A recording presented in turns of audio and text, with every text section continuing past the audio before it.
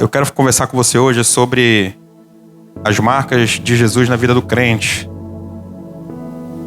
A gente fala crente assim, às vezes, ainda tem alguns que se espantam, né? Alguém pergunta para você ainda hoje e fala assim: você é crente? Né? Qual é a resposta que você tem dado? Como é que você se comporta, né? Quais são aqueles sentimentos, ou eu vou dizer assim, quais são os pensamentos, de uma forma muito real?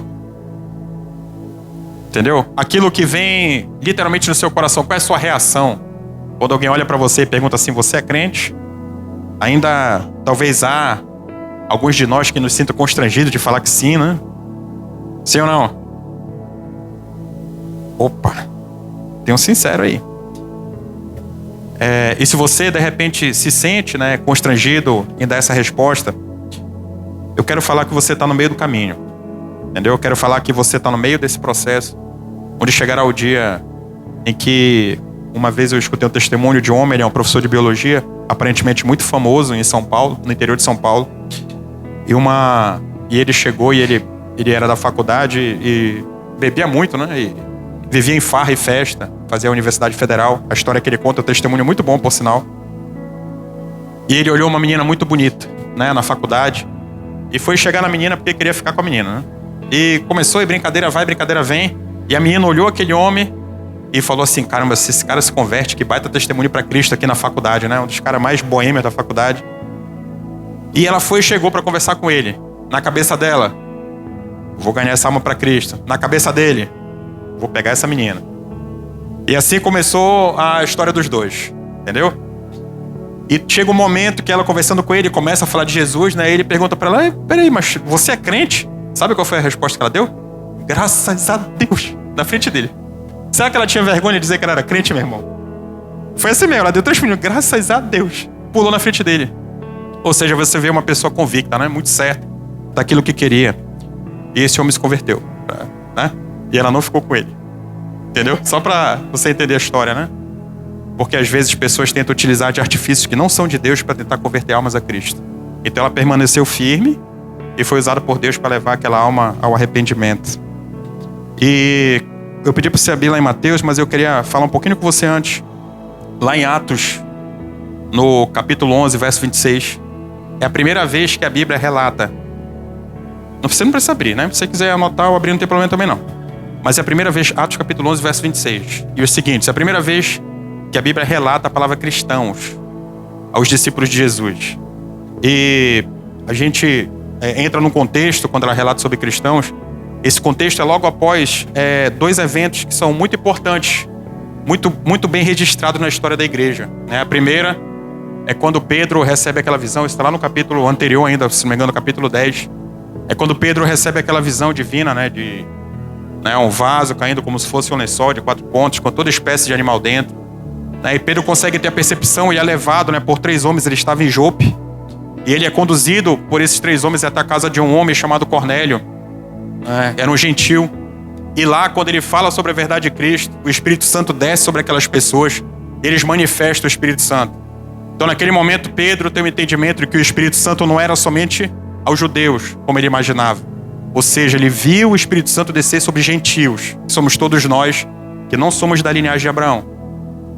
E a partir daí o que acontece? A Bíblia conta que determinados homens que eles chamam da circuncisão, ou seja, determinados homens judeus, eles chegam e confrontam a Pedro. Por quê? Porque o judeu, ele não pode sentar à mesa com o gentil. Entendeu? Então Pedro acabou fazendo isso na casa de Cornélio. Ou seja, ele adentrou, ele foi recebido numa casa, ele fez estadia numa casa e se alimentou junto com os gentios. E isso era contra a lei mosaica. E por conta disso, Pedro começa a ser criticado na igreja. Entendeu? Então havia os judeus que haviam se convertido a Cristo, mas ainda tinha uma expectativa de que o Messias era exclusividade para o povo judeu. Você está acompanhando até aí? Se não estiver acompanhando, levanta a mão, eu explico tudo de novo, não tem problema. Então o que acontece a partir daí? Então Pedro, ele é confrontado por irmãos da igreja, dizendo assim: mas vem cá, mas como que você, sendo judeu, se assentou junto lá na casa do gentil? E ele, quando você lê, você vai conseguir perceber que até para ele foi uma surpresa. Mas ele vai e explica. Ele falou, meu irmão, como posso eu não fazer aquilo que Deus está fazendo? Eu vi que o Espírito Santo desceu sobre aquelas pessoas. Entendeu? Então, a partir daí, o que acontece? Pedro continua na sua missão messiânica. E esse texto que eu estou lendo para vocês, ele é logo após esses dois eventos que são muito importantes. Muito importantes para a história da igreja. Então, é quando Pedro é questionado, ele fala que o Espírito Santo desceu sobre essas pessoas.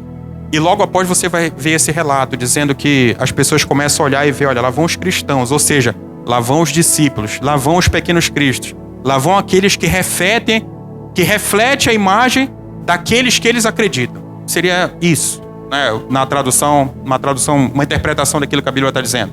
Entendeu? Então, a partir daí, a gente consegue perceber que a igreja ela começa a ganhar robustez, que a gente chama, ela começa a ficar mais robusta. As pessoas começam a se identificar como cristãos.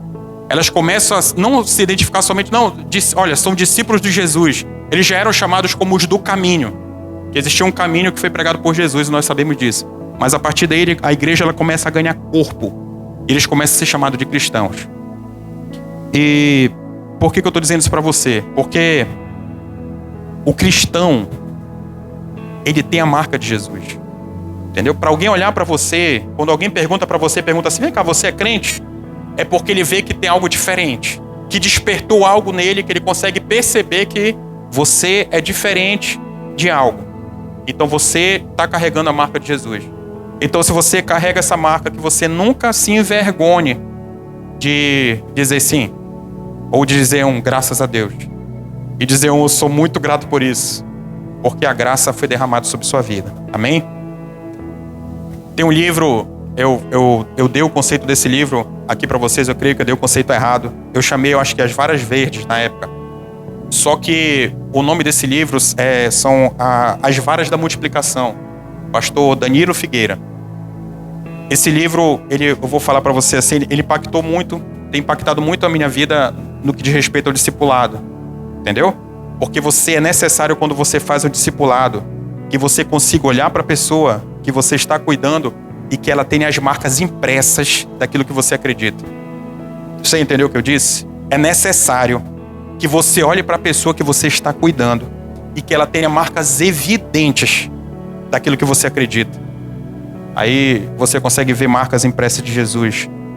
Então, era isso que eu queria falar com você hoje. Eu recordo de ter visto um vídeo sobre um debate teológico.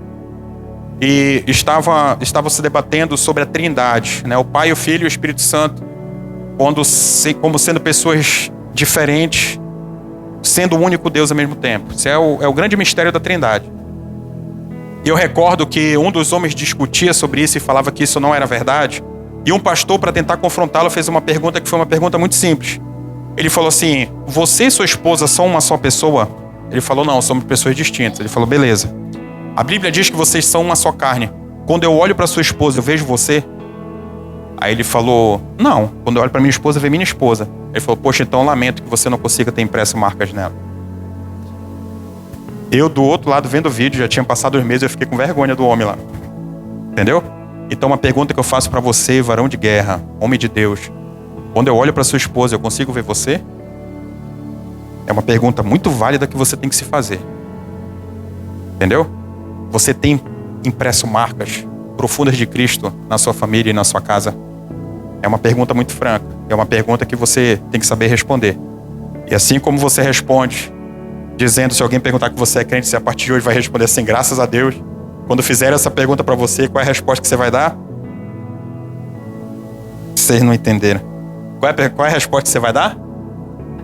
Pronto. Pelo menos o treino a gente começou. Graças a Deus, com 3 pulinhos, né?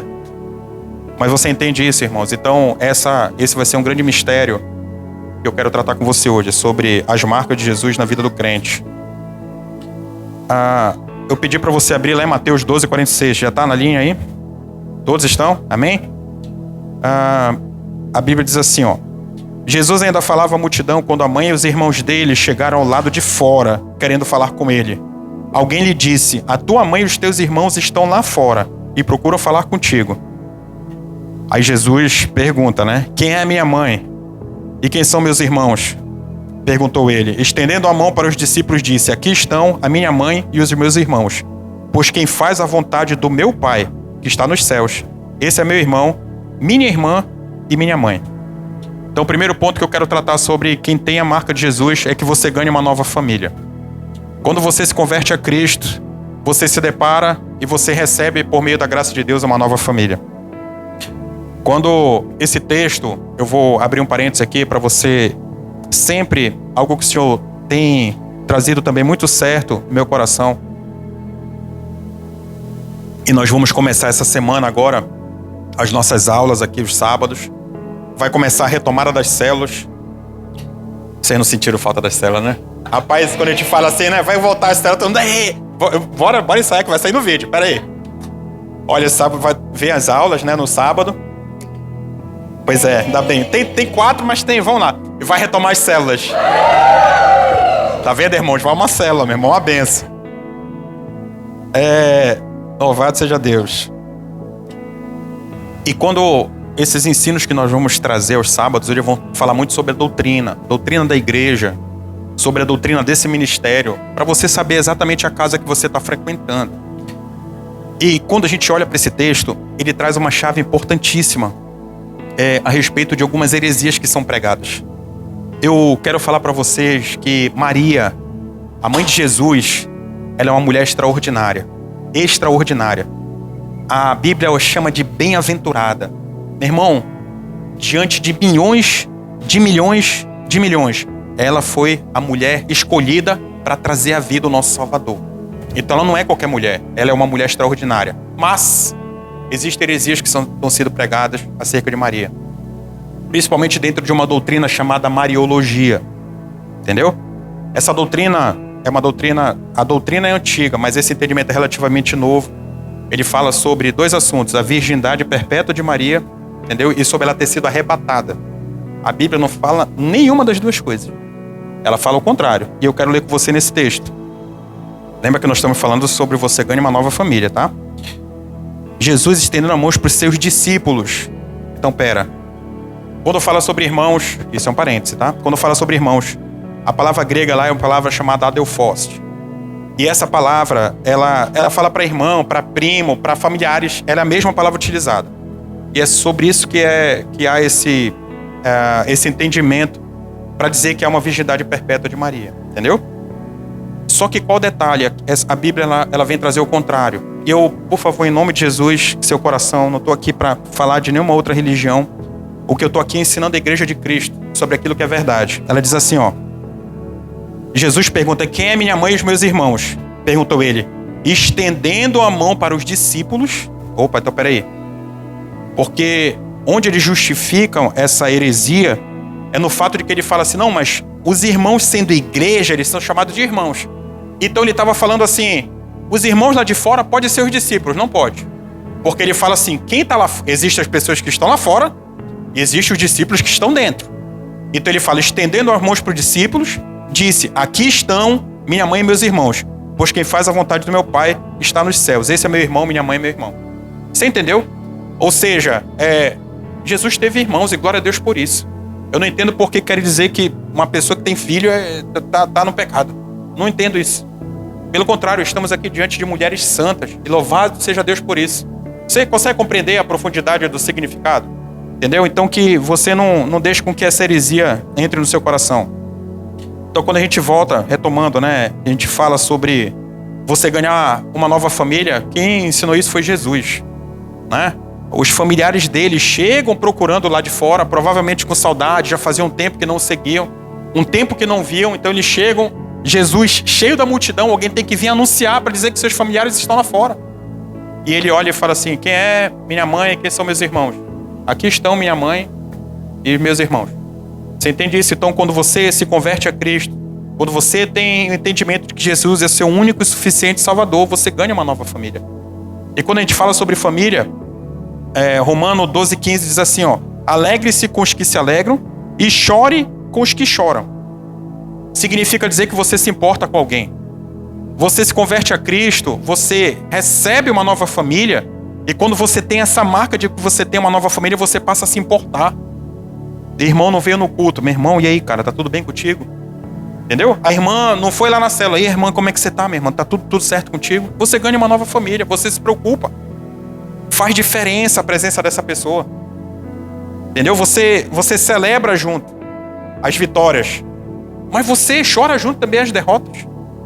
Por quê? Porque você se importa, porque são família. Você sente falta da comunhão e quer fazer parte da vida. Até mesmo nas batalhas. Levanta a mão aqui quem não tem problema nenhum. Entendeu? Nenhum. Só o João aqui, né? O gostosinho do tio também. Entendeu?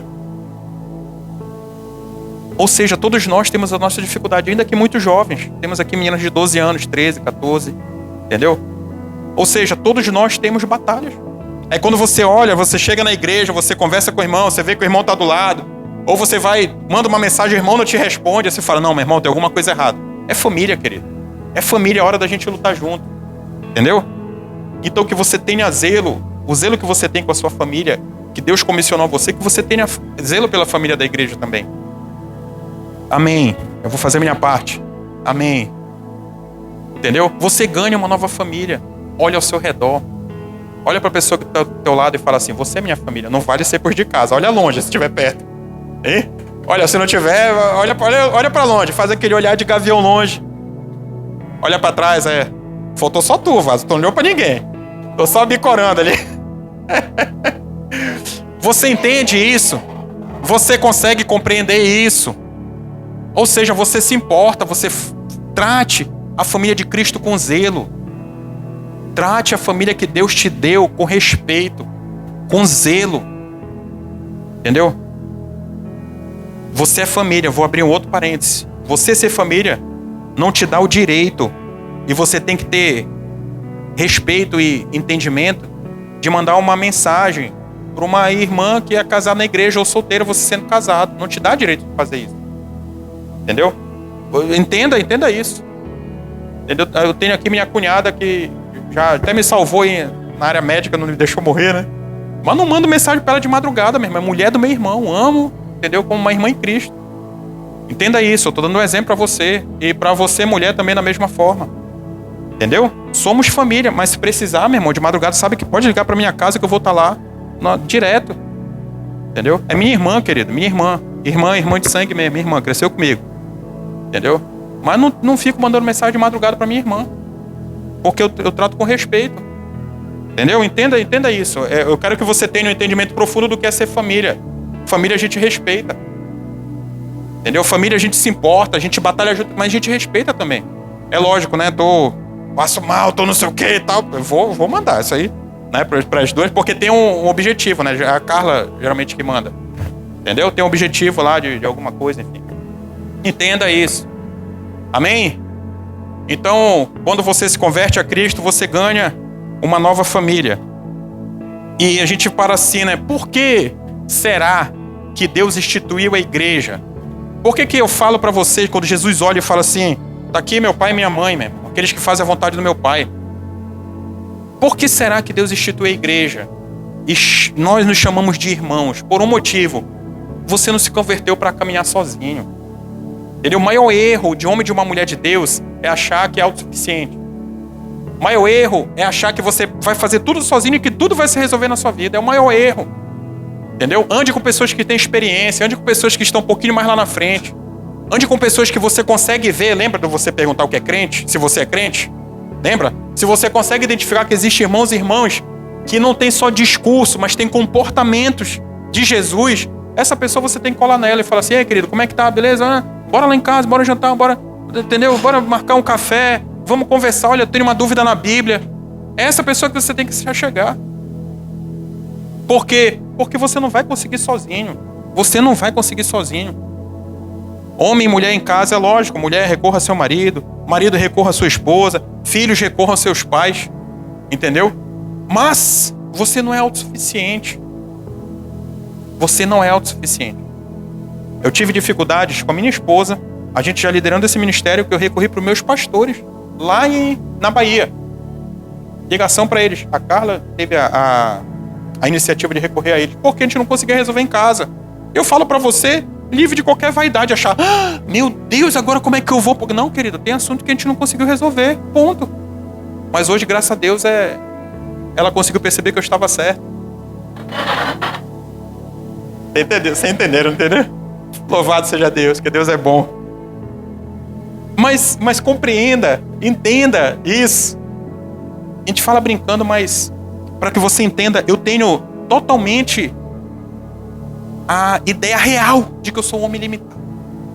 De que eu sou necessidade de Jesus, da sabedoria divina para tomar muitas decisões na vida. E muitas vezes nós não conseguimos, porque eu sei que minha mulher, muitas vezes não, algumas vezes, ela é mulher de oração. E eu oro. E às vezes não deu certo. Fala, meu Deus, se o Senhor é Deus de unidade aí, como é que vai ser? Agora a gente tem um caminho. Procurar quem está lá na frente. Nossos pastores lá da Bahia. 40 anos de casado, acho 30 e pouco, sei lá quantos anos. Estão lá na frente. Pastora, tá? Como é que tá? Um vídeo. É por vídeo. Entendeu? E a internet não cai. Olha, que benção. Entendeu? Pra você ver como é de Deus, né? Pode chover, pode fazer, a internet não cai. Mas é para você entender, não caminhe sozinho. A marca de Jesus é que você tem uma nova família. Não caminhe sozinho. Sozinho você não vai conseguir, querido. Não estou profetizando sobre sua vida, mas estou te ensinando um caminho. Não caminhe sozinho. Sozinho você não vai conseguir. Amém? Uma outra marca de quem se converteu a Cristo, outra marca do crente, você evidencia mansidão. Louvado seja Deus. Tiago capítulo 1. Entre lá em Tiago capítulo 1. Tiago capítulo 1, verso 19. A Bíblia diz assim: meus amados irmãos, tenham isto em mente. Sejam todos prontos para ouvir, tardios para falar e tardios para irar-se, pois a ira do homem não produz a justiça de Deus. Eu vou repetir a parte final. Pois a ira do homem não produz a justiça de Deus. Estar pronto para ouvir é você se permitir que alguém apresente uma visão diferente da que você está tendo. E você está pronto para ouvir. Entendeu? Às vezes você olha uma situação, você se depara em determinada situação e você quer tomar uma atitude, mas a pessoa levanta a mão e fala assim: olha, mas eu quero falar algo. Você fala: não, meu irmão, já tenho a decisão tomada, vai ser assim. Não, pare, escute, ouça. Ouça o que a pessoa tem a dizer para você. Você pode estar com uma visão equivocada. Você não pode estar olhando a situação como um todo, entendeu? Pode existir, vou dizer assim, pode existir situações que você não está conseguindo perceber e você pode cometer uma injustiça, ainda mais debaixo de ira. Tardio para irar-se, tardio para irar-se. É não ser explosivo. Aí vem a pessoa falar: mas não sei o que, tal coisa, grito e tal, e ofende, entendeu?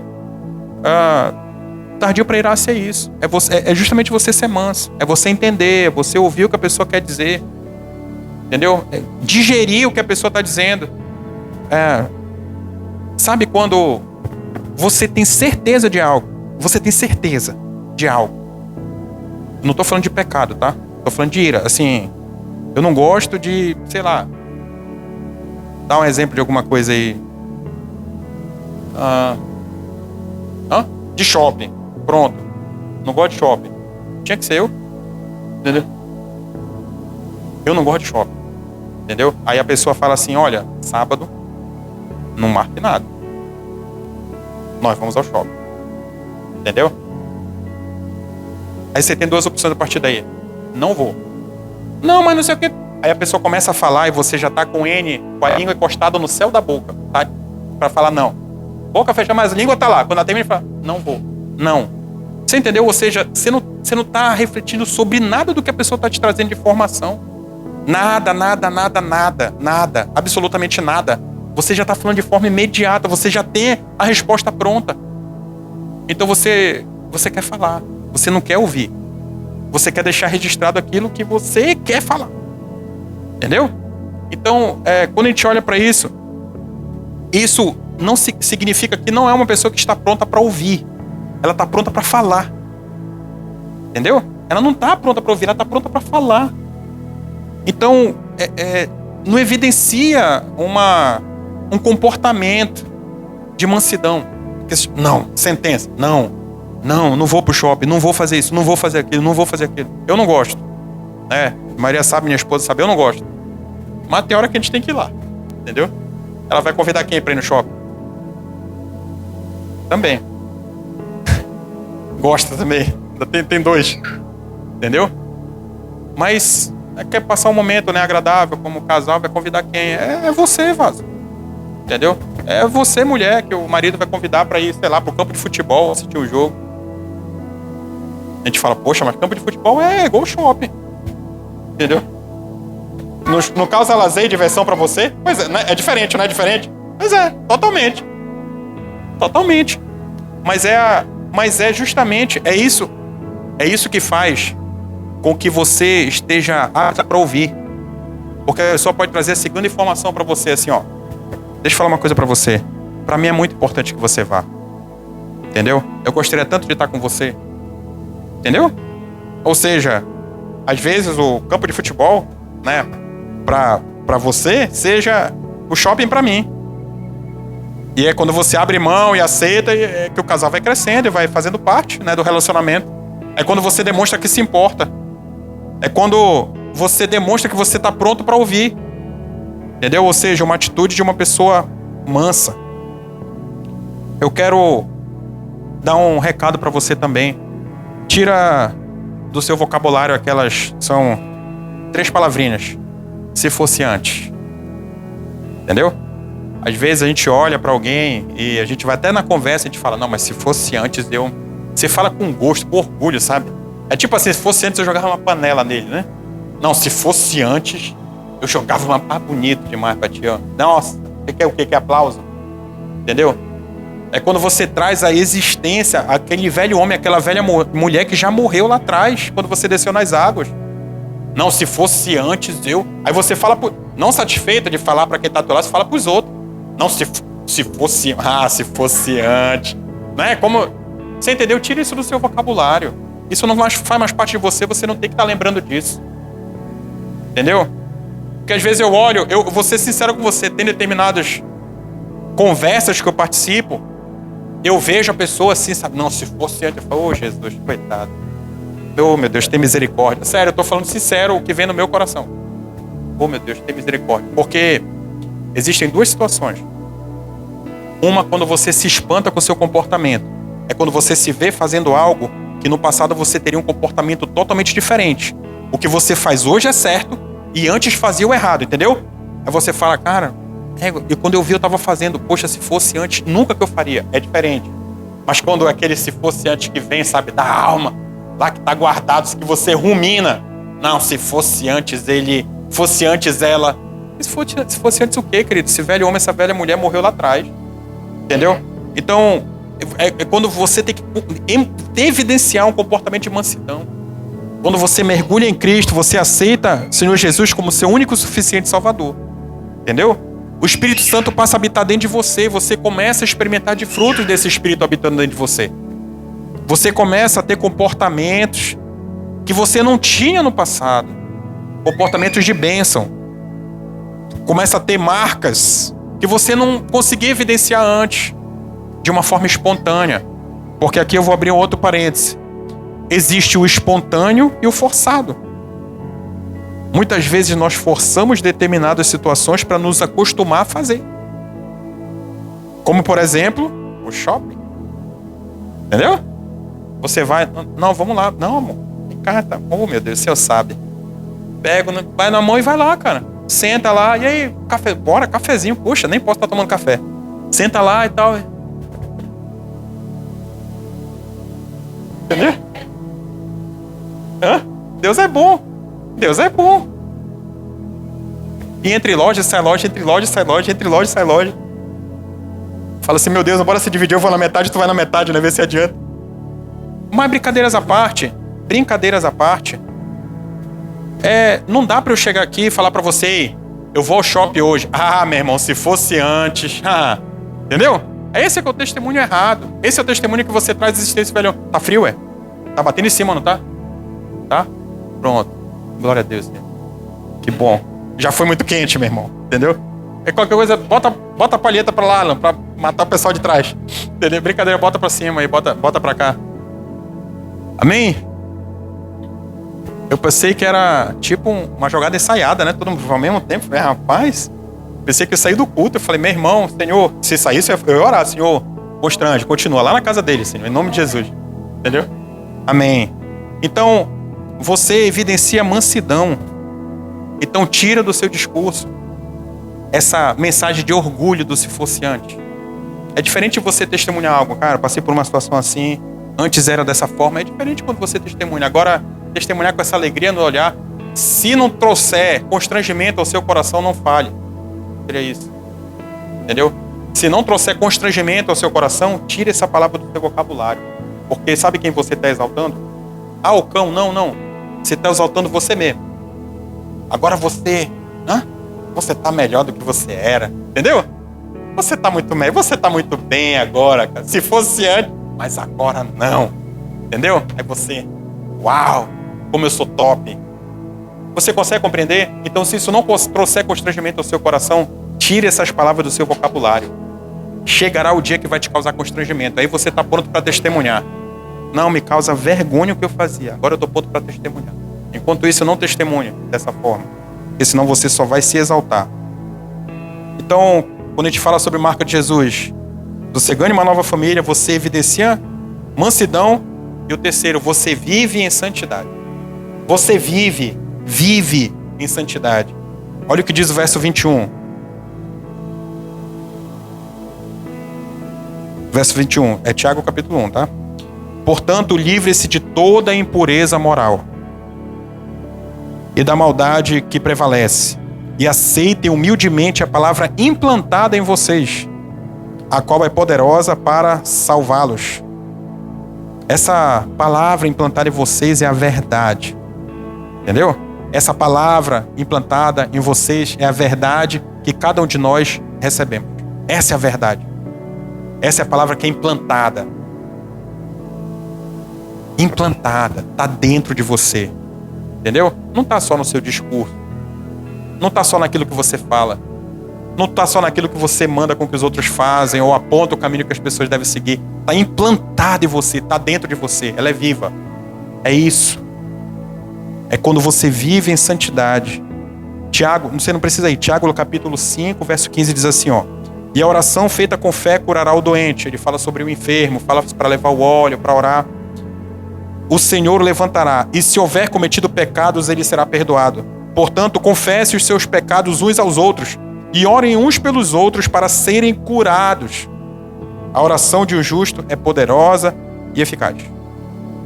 Confesse seus pecados uns aos outros para serem curados. Essa palavra, ela tem um rio de interpretações.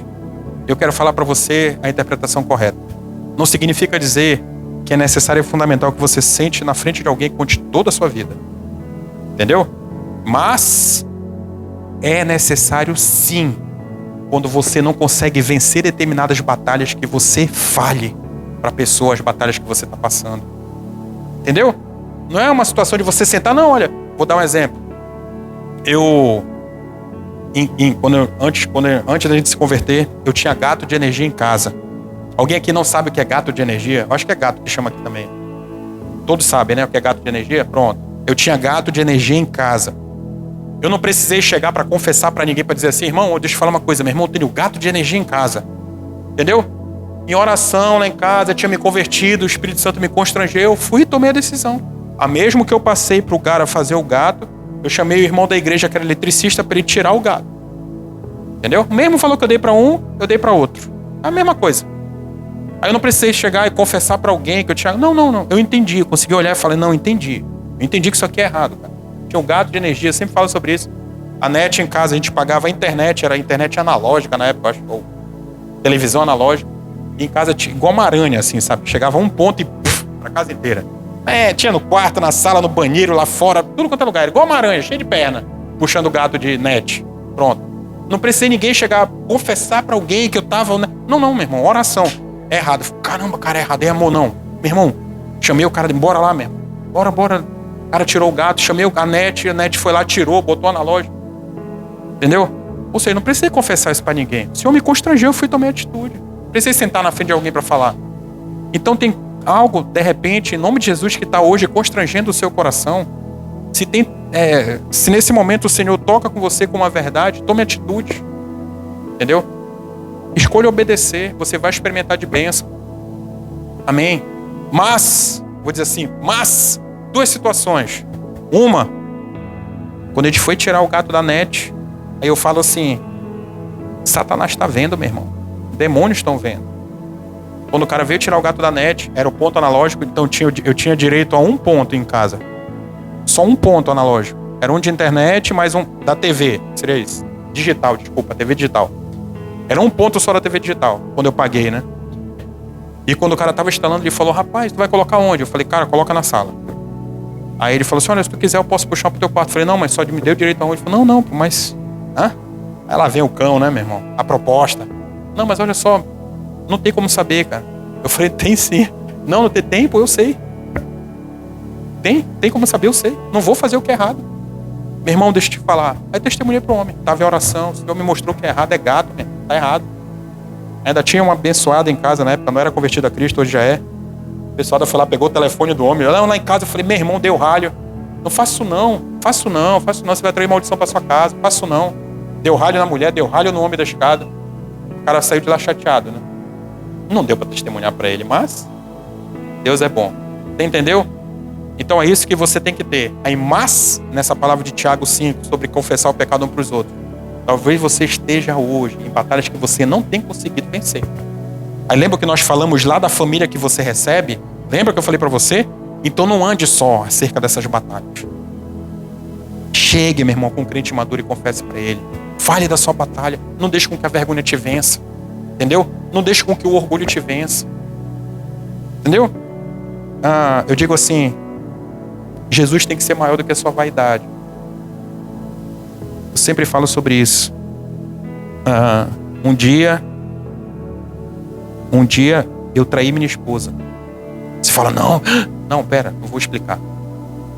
Jesus ensinou que quando você olha para alguém e deseja, você já traiu. Eu não cheguei a consumar o fato, mas me senti interessado por uma outra pessoa. Já falei isso aqui na igreja. Entendeu? Então, quando isso aconteceu, eu tentei batalhar sozinho durante 30 dias, exatos 30 dias de calendário. Porque eu estava lá no trabalho, no calendário do trabalho que eu via. 30 dias exatos. Não consegui vencer sozinho. Então o que é que eu fiz?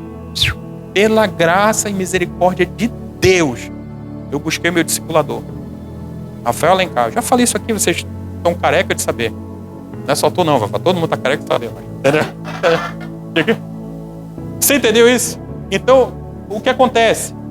Quando isso aconteceu, eu fui buscar essa ajuda porque eu não consegui vencer sozinho, cara. Entendeu? Eu chorava no banheiro do meu trabalho, eu me ajoelhava do lado do vaso sanitário, para você ter uma ideia. No meu trabalho, quando eu me constrangia, do lado do vaso sanitário, eu botava a mão lá, entrava alguém, eu ficava calado, sabe? Quem entrava e ainda olhava, pensava que eu estava, né? O pessoal sabia que eu não estava na mesa. Entendeu? Chorando lá, chorava, limpava o rosto, voltava. Bronca mesmo. 30 dias sozinho, 30 dias. Aí um dia eu procurei ajuda. Falei com o Rafael, falei com o meu pastor. Depois eles falaram que eu tinha que falar com a minha mulher. Eu queria jejuar 40 dias. Mas eles falaram que não ia adiantar. Tinha que confessar para ela. Entendeu? Ele falou, a lição que eu tive aquele dia: Satanás se alimenta do que está em oculto. Satanás te aprisiona, não te liberta enquanto está em oculto. Entendeu? Eu vivi isso na pele. Só que quando eu falei, glorifiquei a Deus, me alegrei, e a Carla começou a chorar. Uma outra história, fica para outro dia o testemunho. Por quê? Porque eu tinha maltratado, eu tinha causado dor. Só que hoje Deus restaurou, graças a Deus, e não permitiu com que eu consumasse uma traição dentro da minha casa.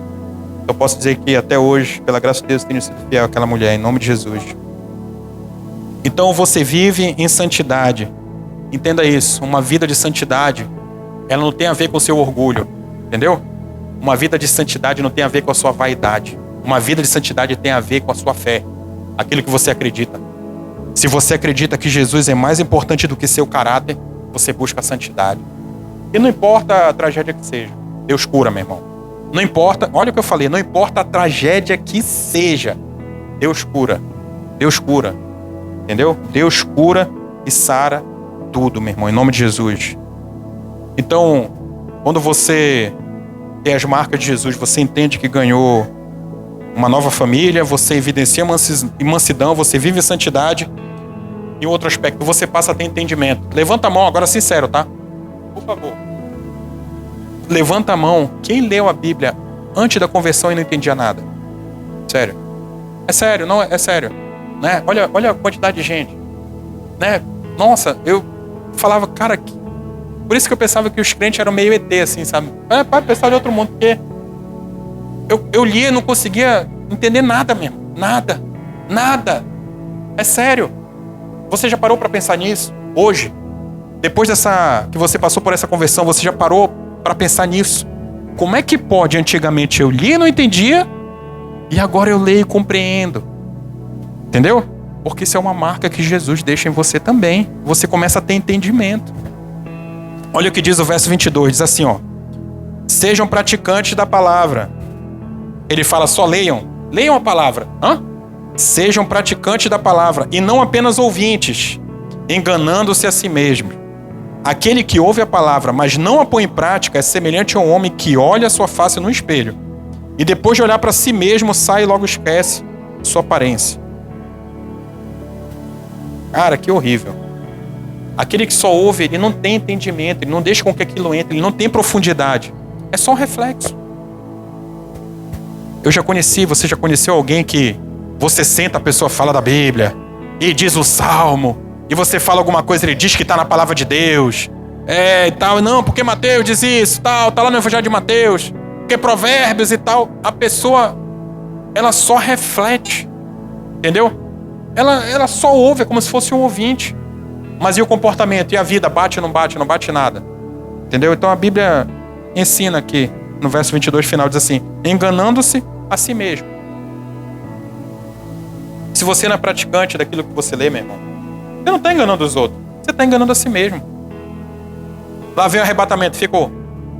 Morreu, está no inferno, meu irmão. Ah, não, nossa, que horrível que ele... Sério, é simples assim, é simples.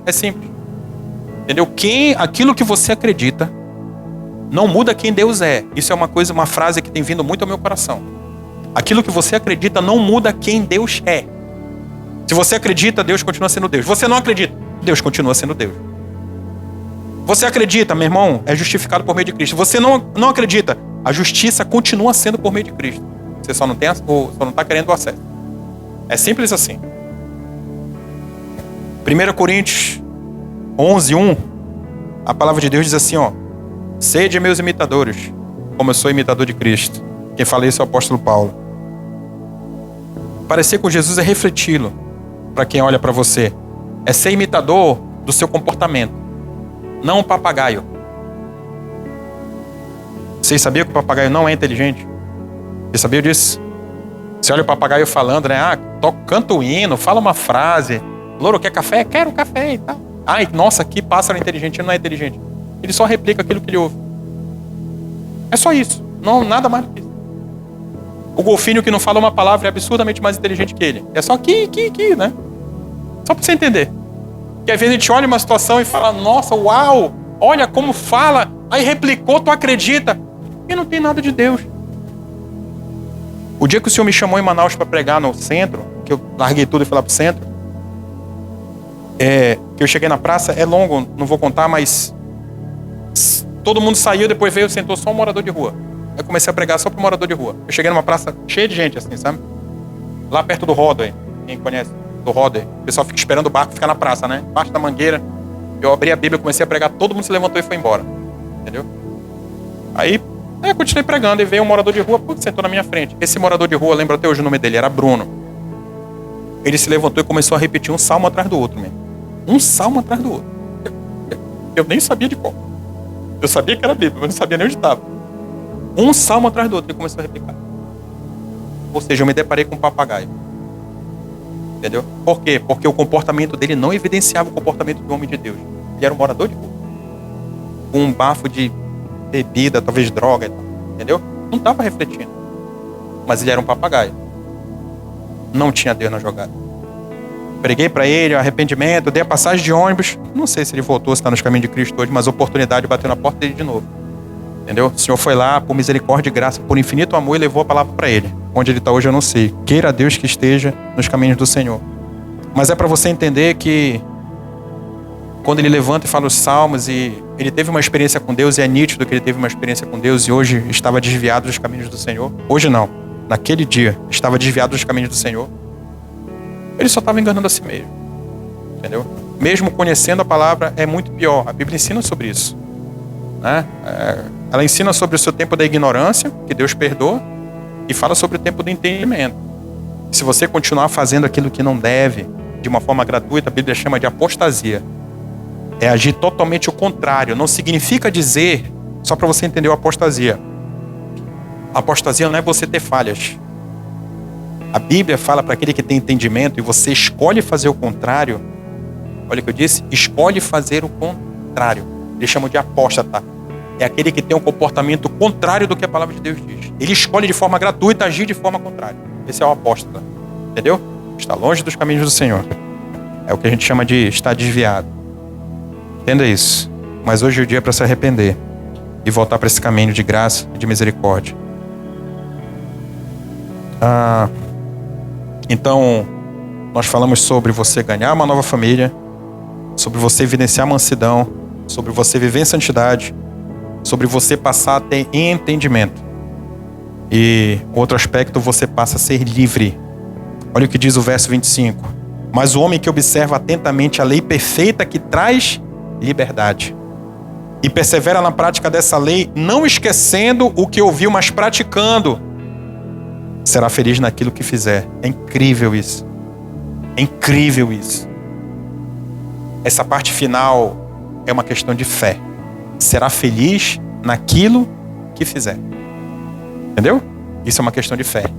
Se você botar em prática a palavra de Deus, você vai ser feliz naquilo que fizer. Aí você fala assim, será que Deus vai dar tudo o que eu quero? A Bíblia diz que você vai ser feliz naquilo que fizer. Quando você se aproxima de Jesus, olha como é que funciona. De forma matemática. Você se aproxima de Cristo. Os seus desejos começam a não ser mais os seus desejos. Entendeu? Começa a ser os desejos de Deus para a sua vida. É assim que funciona. Posso dar um exemplo? Você tem alguém que você ama muito e não está nos caminhos do Senhor?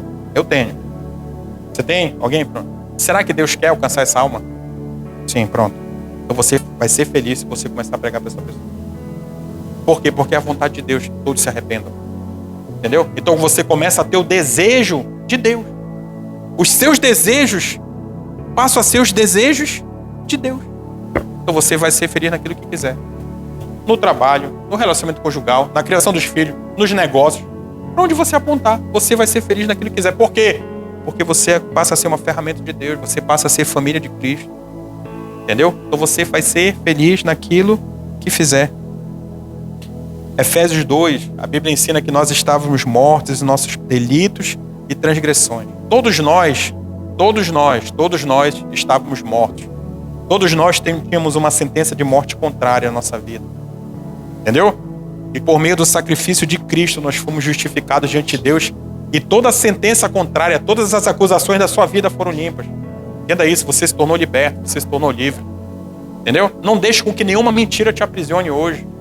Não deixe com que você saia desse lugar ainda aprisionado ou escravo de algum pecado. Não deixe que isso aconteça. Não deixe que isso aconteça. Tome passo de fé nesse lugar. Eu olho para trás, irmãos, eu consigo ver passos de fé que eu dei. Eu lembro do dia, não lembro o dia 14, não lembro, mas eu lembro o momento, eu lembro do apelo, eu fui lá na frente, a partir dali eu falei, não, meu irmão, a partir de hoje não mais. Até hoje sim, a partir de hoje não. Tem um muito especial, a gente está falando sobre vergonha, vaidade e orgulho, que eu, numa dessa oração eu queria ser humilhado. Deus me humilha, eu vejo esses homens se humilhando, colocando pano de saco, botando cinza na cabeça, eu não faço isso hoje. Mas me humilha, o apelo que o pastor ficava lá na frente, eu acho que eu já falei isso pra você. Aí ele falou, você que é viciado em pornografia. Eu falei, caramba, cara, só eu na igreja, meu. Levantei, você que já traiu, você que não sei, começou a apelar, só eu, meu irmão, lá na frente. Eu tinha feito vou dizer assim, um voto com meu Deus, entendeu? Eu tinha que cumprir. E eu sabia que era Deus porque foi da pior forma.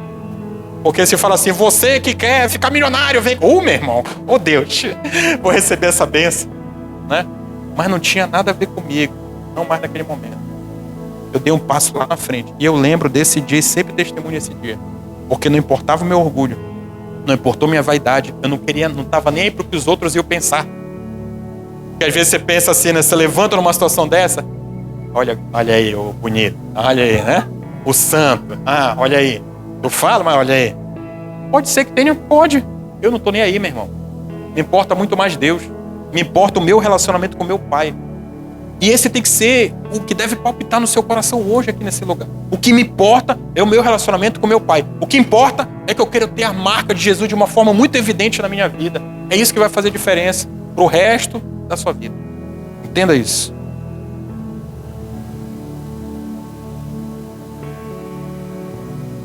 Nessa Romanos 6, na parte final, verso 22 diz assim, diz que o fruto que colhemos leva à santidade e o seu fim a vida eterna. A liberdade faz com que você colha frutos. A liberdade faz com que você colha frutos. Esses frutos de você vai ser feliz no que fizer, são frutos que você colhe quando você tem essa vida de santidade, quando você tem essa vida de liberdade em Cristo. Faz com que você colha frutos diferentes. Entendeu? Cuidado com pessoas que têm um ótimo discurso e que você não consegue ver frutos na sua vida. Muito cuidado. Nossa, fulano é crente. Mas os filhos não estão bem. O casamento está horrível. Não consegue pregar uma palavra para uma pessoa se converter a Cristo. Entendeu? Você não consegue... não é manso. Não é mansa. Entendeu? É só um discurso. É só um discurso. Então você não consegue ver frutos. Há uma probabilidade enorme que essa pessoa ainda esteja aprisionada em algo, porque ela não consegue frutificar. Amém. Eu falo, não se preocupe. Então, quando nós falamos sobre a marca de Jesus, e esta é a última, você ganha uma nova família, você evidencia a mansidão, você vive em santidade, passa a ter entendimento, você passa a ser livre e você experimenta de fidelidade. Olha o que diz a palavra, verso 26. Se alguém se considera religioso, mas não refreia a sua língua, engana-se a si mesmo. Sua religião não tem valor algum. Sua religião não tem valor algum, ou seja, pouco importa o seu comportamento, pouco importa o que você faz. A religião que Deus, o nosso Pai, aceita como pura e imaculada é esta: cuidar dos órfãos, das viúvas, em suas dificuldades, e não se deixar corromper pelo mundo. A gente é muito bom em falar da fidelidade de Deus. A gente é muito bom em falar da fidelidade de Deus. Eu posso profetizar sobre sua vida hoje e falar, deixa eu falar uma coisa, Deus vai ser fiel com você. Irmão, você vai sempre prosperar, você vai avançar. Eu posso falar isso para você hoje. Mas se o seu coração não estiver como a palavra de Deus diz, você não vai receber. Então o que eu quero tratar aqui não é a fidelidade de Deus, porque levanta a mão aqui quem não sabe que Deus é fiel. Levanta a mão quem não sabe que Deus é fiel. Todos sabemos. Mas você tem sido fiel com Deus. Você tem sido sincero nas suas orações. Você tem sido sincero nas suas buscas. Você consegue olhar para aquilo que foi pregado hoje e ver que existem marcas de Jesus na sua vida. Essa é a fidelidade que eu quero tratar, não a fidelidade de Deus, porque Deus é fiel. A Bíblia aponta isso. Nós vivemos isso, essa fidelidade de Deus. Mas a pergunta que eu tenho para você é se você tem sido fiel com Deus. E se você pensou em dinheiro, você pensou muito errado, você pensou muito longe. Eu estou falando de fidelidade, meu irmão. O que é que você faz quando ninguém está vendo? Isso é fidelidade.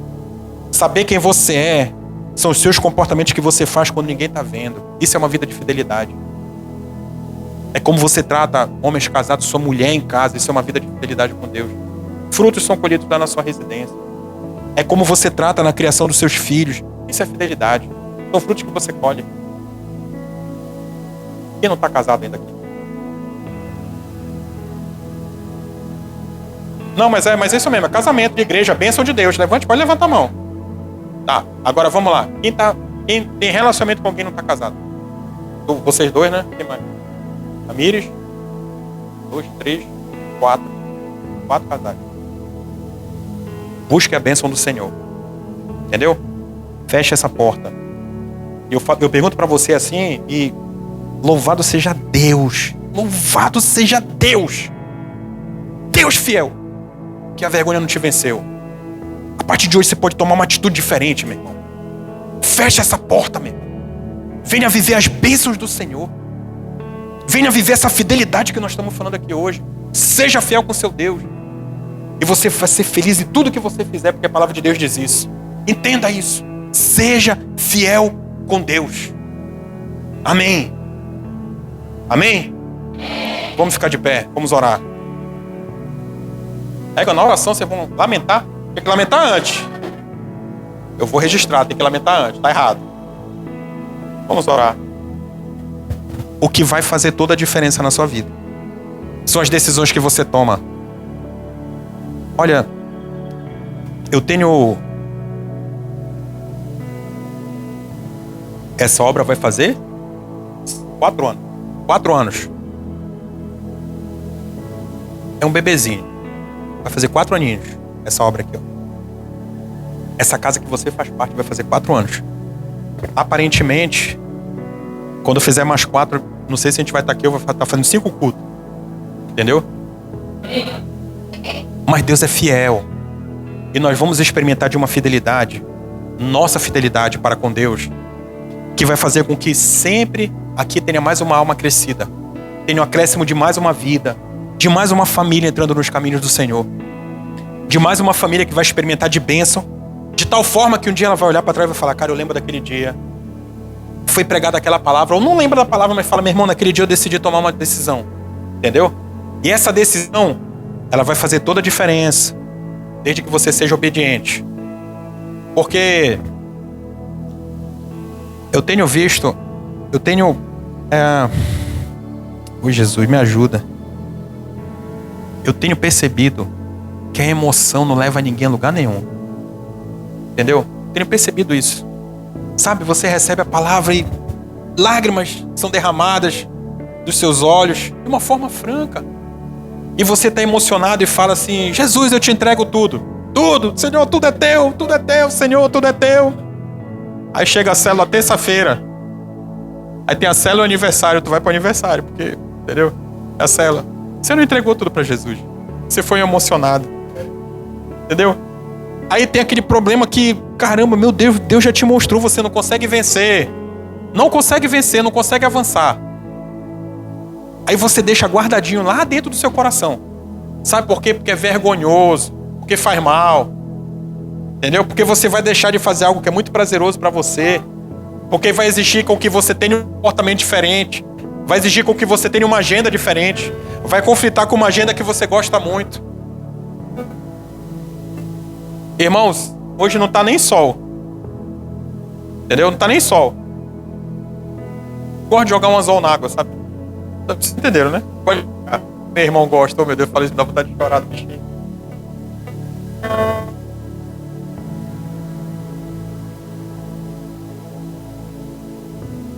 São almas que a gente ora para que venham, entendeu?